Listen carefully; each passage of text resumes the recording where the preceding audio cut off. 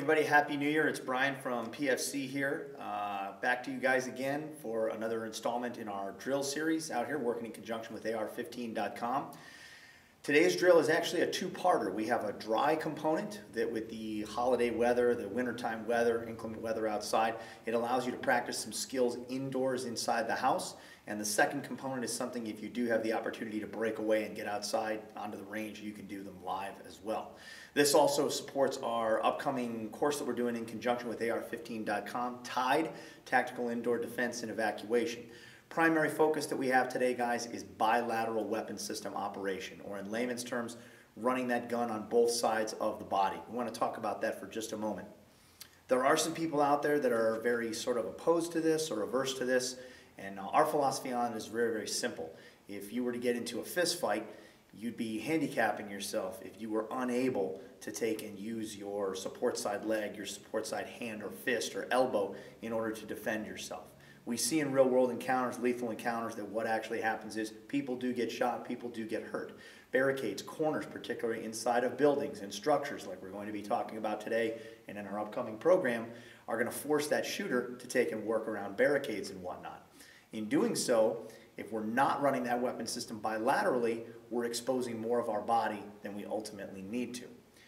When we start to run the gun bilaterally, it raises a number of issues and problems and concerns that we also have to address. The first one is system operation. We have things like safety selectors, magazine releases, ejection ports, a whole host of features on the gun that we've got to be comfortable running the gun with on both sides of the body. There are things we can do that can jam up the gun.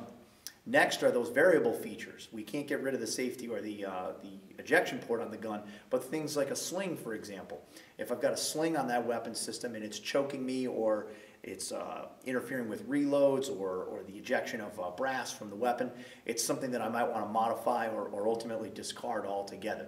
So these are skills that I would definitely advocate doing them dry, build up slowly, get yourself more and more comfortable. Practice them in the applications we're going to show in just a moment here, and then ultimately for phase 2, like we'll show today, get out on the range and put the live fire skills to test as well. Okay guys, let's talk about the actual process of transferring the weapon as we go from shoulder to shoulder.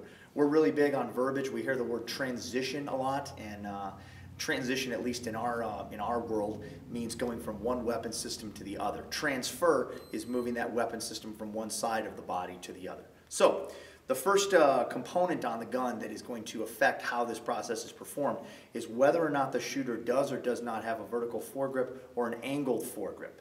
If they don't, they're very likely probably running off of a magazine well hold. We'll show you guys both options on how to perform this skill.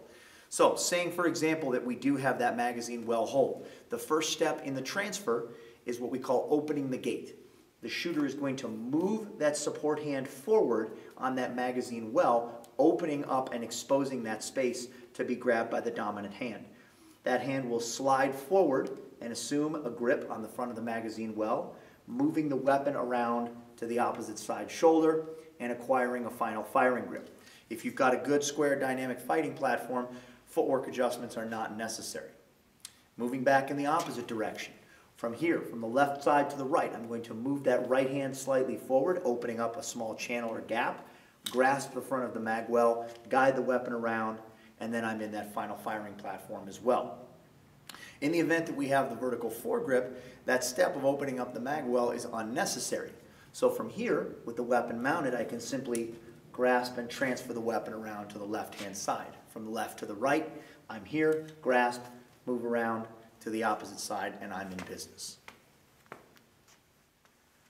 Okay guys, we've changed location a little bit here. Now you can see right behind me I've actually got an open door, and this is something that's obviously encountered inside of structures everywhere. We're going to practice that bilateral application just to work each side of the doorway respectively and minimize our exposure that we'd be presenting to a potential adversary inside during a search. So it's very obvious here that if I want to work, in this case, the left-hand side of the door, that it would behoove me to have the weapon on the right shoulder.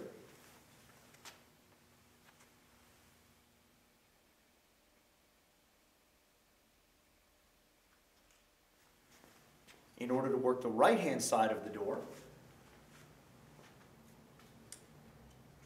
it would behoove me to have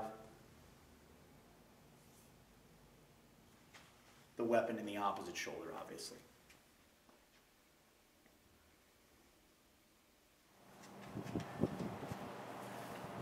Okay guys, phase 2, now we're out on the live fire range. We're going to take and put this bilateral carbine application into practice. 3 variations of this drill. One of those involves firing 8 rounds total, 4 rounds out of the dominant side shoulder, transfer the weapon 4 rounds out of the support side shoulder. Second variation, again, 8 rounds, 2 strong, 2 support, 2 strong, 2 support. Third variation, 8 rounds total again, single, single, single, single, single, single, single, single. So a lot more movement of the weapon back and forth. The ultimate goal here is to be as proficient on the support side as on the strong side, and I want you to take note during the video of any lull in the actual firing process on the support side. See if we have any more difficulty operating the controls of the weapon system or actually acquiring a good solid sound sight picture.